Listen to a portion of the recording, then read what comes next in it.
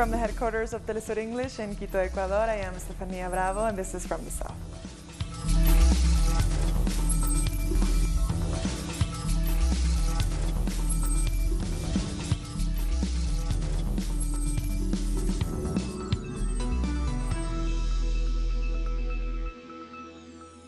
We begin in Paraguay, where one of the most contentious verdicts in the country's history has been struck down by the Supreme Court. As a result, 10 campesinos imprisoned over the Curuguaty massacre in 2012 are about to walk free. After years of appeals and protests, the court judged that there were flaws in the investigation and the presentation of evidence, and there was no proof that the jailed men had any direct responsibility for the violence in which 17 people died. Several policemen and a number of campesinos were killed in a land dispute at Curuguaty. The massacre was used as a pretext for Parliament to overthrow Paraguay's progressive president at the time, Fernando Lugo. We are happy because at last there is justice. It came late, but it came, and without political interference. Before, they sentenced us for political reasons. Now this is good, because if there is justice, there is the possibility of improving our country. In the last instance, the criminal section of the Supreme Court agreed to strike it down. This was the last resort for the criminal case. This means that the sentences passed by the two lower courts are null and void, and that those who are still in prison can go free. And staying in Paraguay, the Minister of Agriculture, Luis Netic, has died along with 3 other people in an airplane crash. CCTV footage circulating on social media shows the plane taking off where it immediately got into difficulty. The Special Search and Rescue Unit confirmed the fatality, along with the deaths of the Vice Minister of Agriculture, Vicente Ramirez, technician Luis Charotti, and pilot Gerardo Lopez. Netic was returning to the capital after visiting his terminally ill mother, who died just hours after her son. Officials from El Salvador, Guatemala, and Mexico have requested information on migrant families still separated from their children after Washington confirmed that hundreds of minors are still being detained in the U.S. U.S. government lawyers said that 711 children are ineligible to be reunited with their parents. In more than 400 cases, it was because the parents were no longer in the U.S., so they missed Thursday's deadline to reunite families. We haven't yet received information on the children separated from their parents, nor on the complications and the delays that have been had.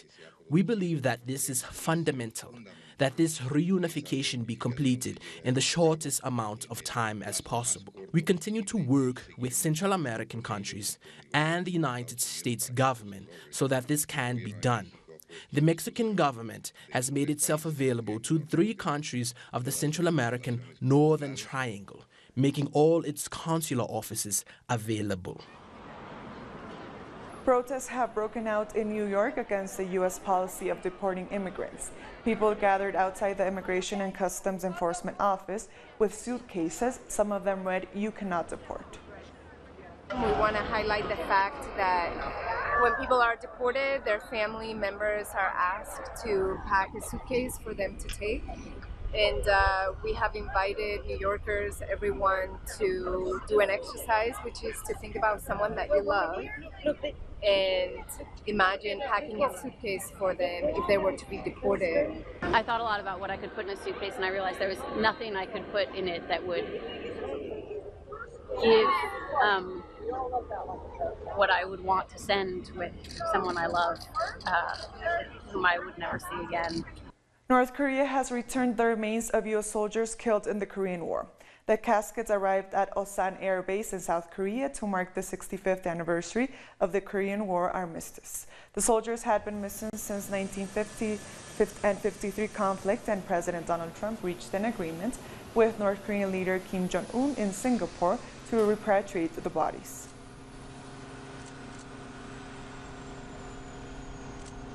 The Chinese President Xi Jinping has called on member states of the BRICS to deepen strategic partnerships to allow for a second golden decade at the group's 10th summit in Johannesburg, South Africa.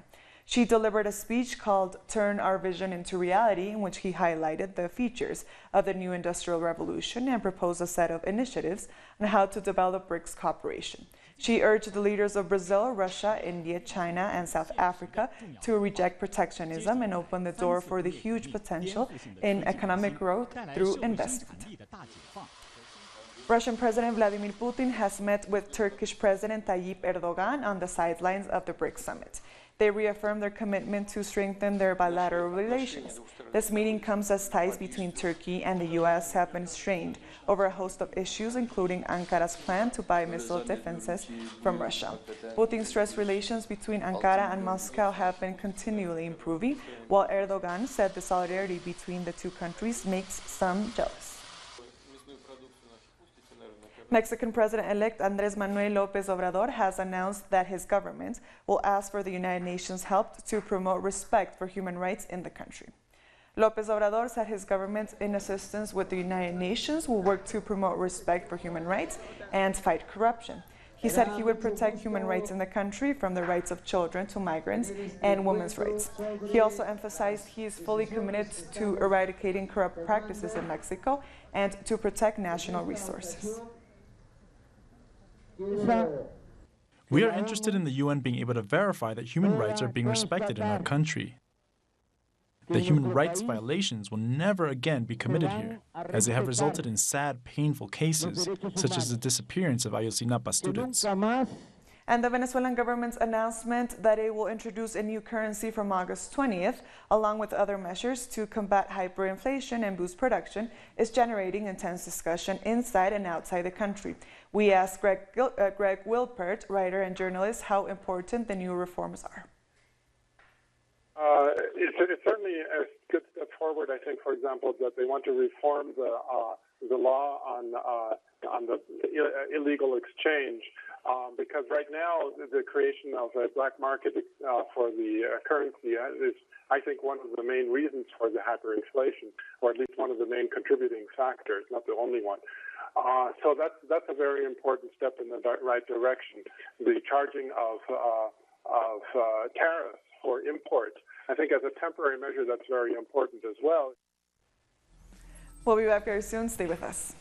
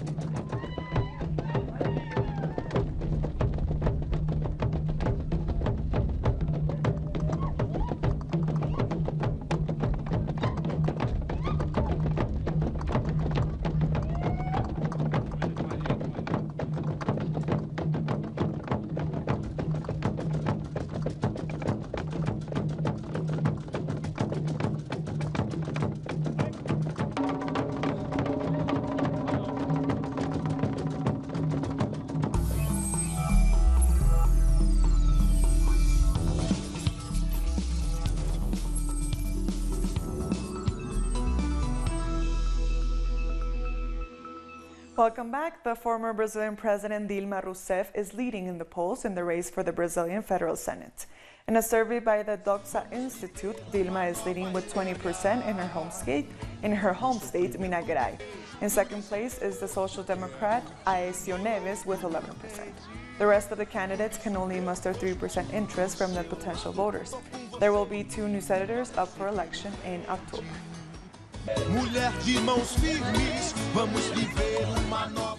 In Peru, citizens are protesting against corruption in the parliament. Peru has been plagued by multiple scandals. Most recently, the former Justice Minister, Salvador Eresi, had to resign on Friday after a TV station released a recording of a phone conversation between the minister and a judge discussing plans to trade favors for lighter sentences. The organized crime is governing Peru. Criminals disguised as judges and managed by politicians are governing our people. They took justice away from us. We are protesting to stop them from governing our lives, the lives of our children and our grandchildren. Corruption lives inside all the public and judicial institutions. We know that corruption begins in the public administration offices. All of the authorities, president, congressmen, mayors and governors, use judicial corruption to stay in power indefinitely, so they can eliminate all legal accusations made by the people and pretend to be innocent. All they do is bribe judges and attorneys, so they will never be investigated and prosecuted for their crimes. People in Argentina have called a protest against the government's decision to give the armed forces some responsibility for maintaining law and order, something that had been rejected since the time of the military dictatorship. Our correspondent Edgardo Esteban has more details. Despite the bad weather here in Buenos Aires, under the motto, no more repressive military forces, human rights organizations, social movements, and political parties will gather this afternoon on the streets to mobilize to the Ministry of Defense to protest against Mauricio Macri's decree that changes the national security system, allowing the army to take action in homeland security issues. This brings a painful past, when there was an internal enemy doctrine practiced by the army back in the 70s, and more than 30,000 people went missing.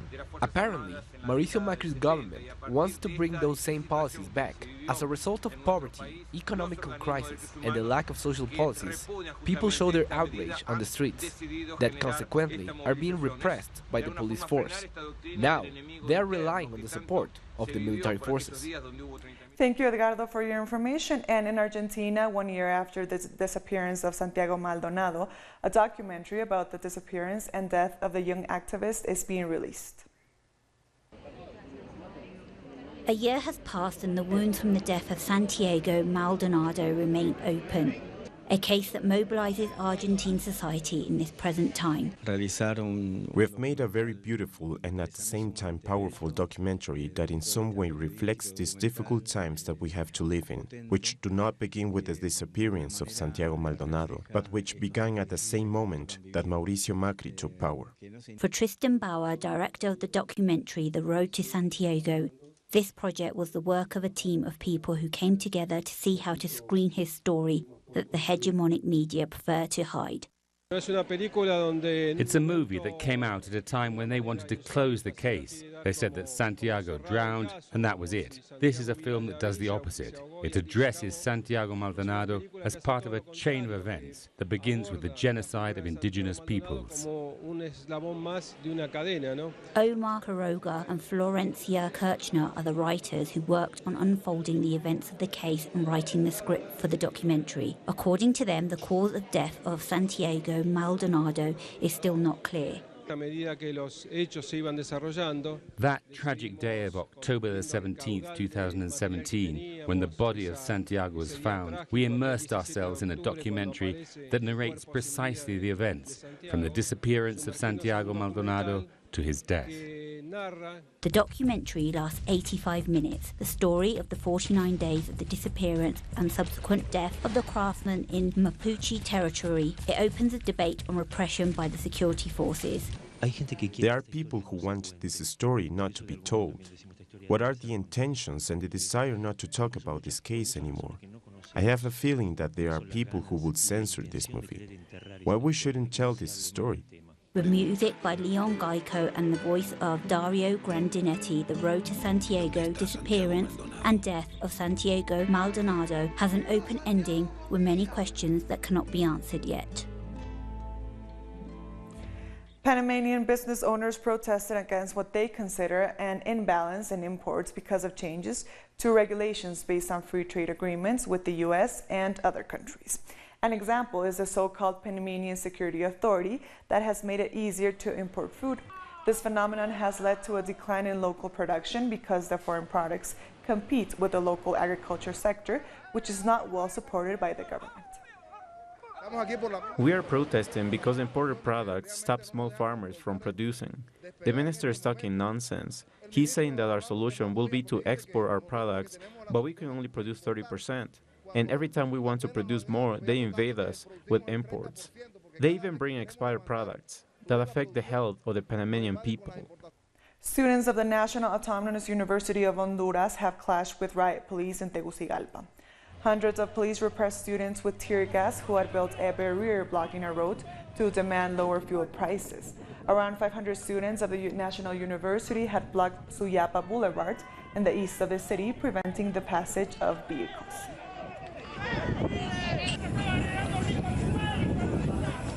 Dominica's Prime Minister Skerrit has proposed measures to create what his government calls the world's first climate resilient nation to protect the planet. Starting January 1st, 2019, a number of items considered to be harmful to the environment will be banned, including plastic straws, plates, and cutlery, as well as styrofoam cups and containers. It was part of his 2018-2019 fiscal budget.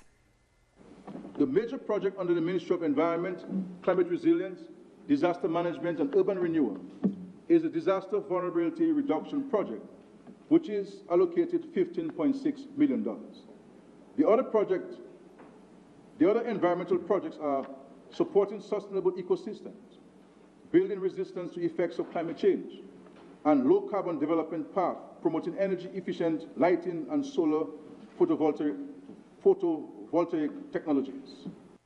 But opposition leader Lennox Linton isn't convinced. He believes the government had ample chances to make Dominica climate resilient.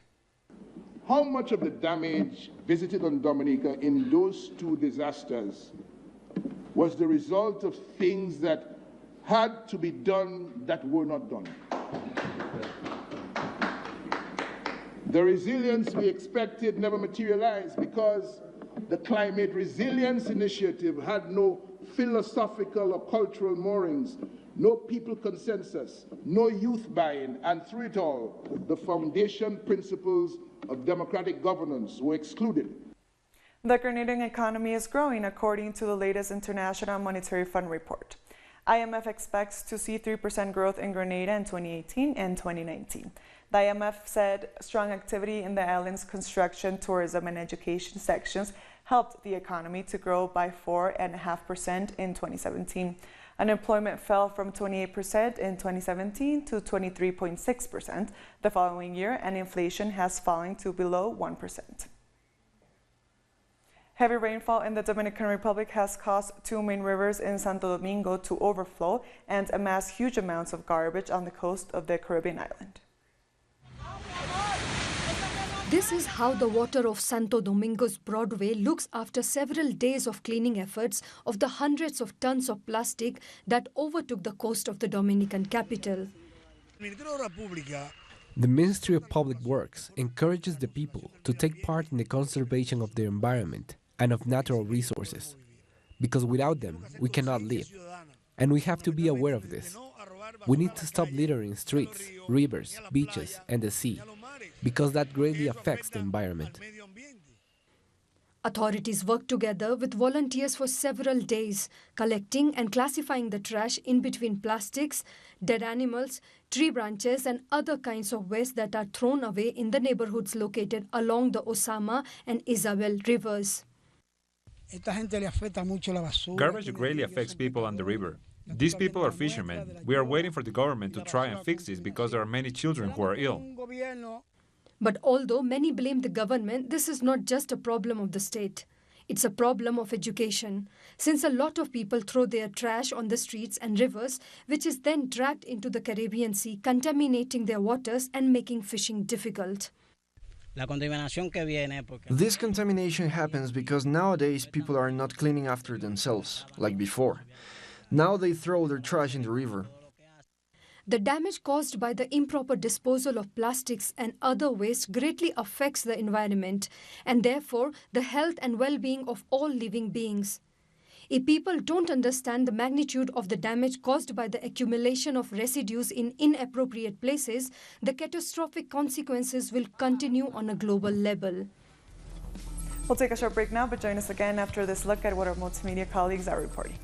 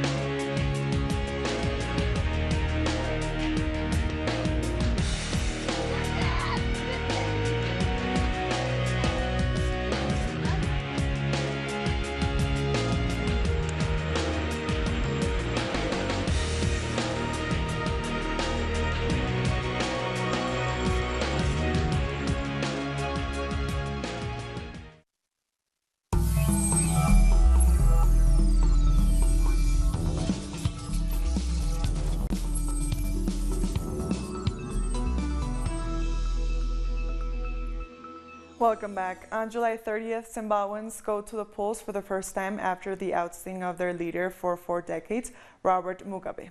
23 candidates will be contesting the elections. All of them are first-time participants. There are over 5 million registered voters, and nearly 50% are less than 35 years old. The frontrunners in the election are the incumbent Emerson Mnangagwa of the ZANU-PF party and 40-year-old Nelson Chamisa of the Movement for Democratic Change Alliance.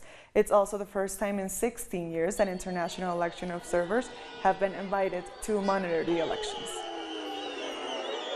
The election observers cannot ensure a credible election. The election is run by the authorities of Zimbabwe on behalf of the people of Zimbabwe.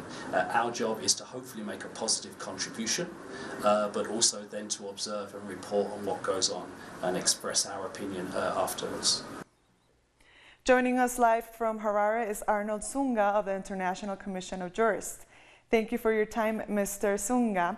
How do you see the preparations for Monday's elections? Can we expect a smooth and peaceful process? There's mixed feelings about the state of preparedness.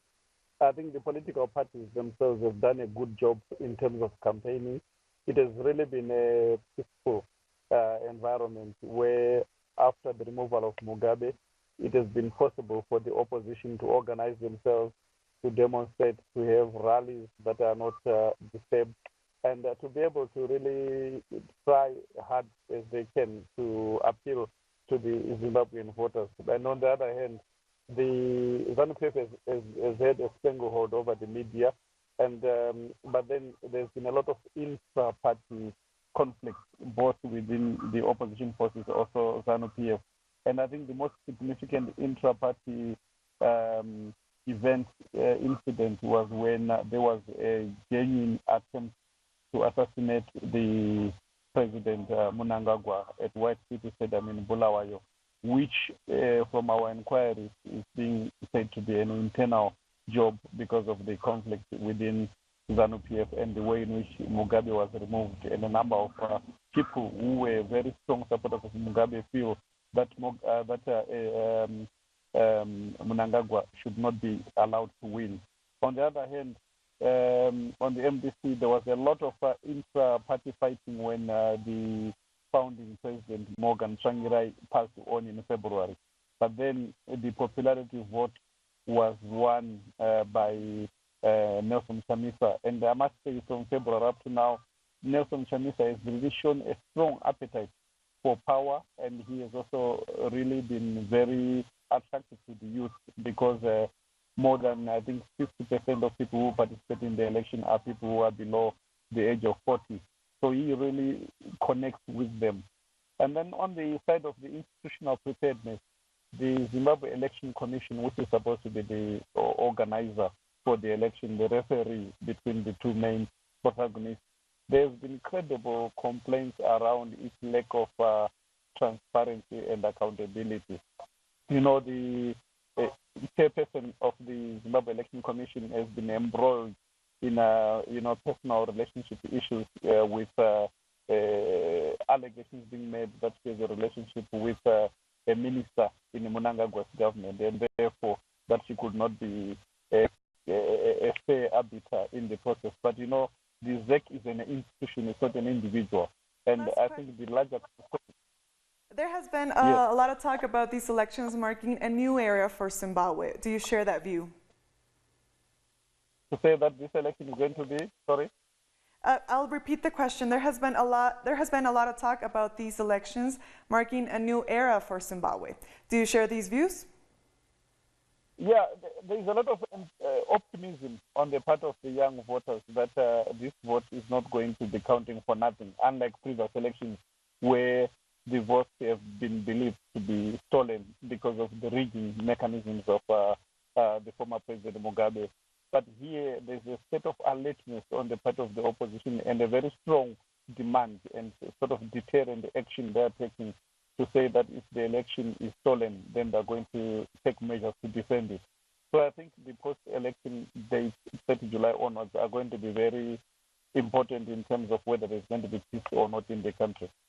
Mr. Tsonga, thank you so much for your time. We have been speaking with Arnold Tsonga of the International Commission of Jurists. More news now. Mali is going to polls on Sunday to elect its new president. For the 8 million voters, security concerns will be the main deciding factor. There are 24 candidates for the 8 presidential elections. The contest will be mainly between incumbent President Ibrahim Boubacar Keïta and his leading rival Somalia Sis. If no one wins a clear majority, a second round of voting will take place on 12th of August. Violence between different communal groups and attacks by militants has killed at least 300 people just this year, and people are looking for stronger government action to calm the turmoil. What we need in particular is security, and especially security. Development comes through it, so security is a priority. Once you have it, then development will come with infrastructures and roads, and not only one road, but all the roads. Gao needs these things to develop. And we've come to the end of this news brief. These and other stories, you can find them on our website at telesurtv.net/English. And join us on social media, Facebook, Twitter, and Instagram for Telesur English. I am Estefania Bravo. Thank you for watching.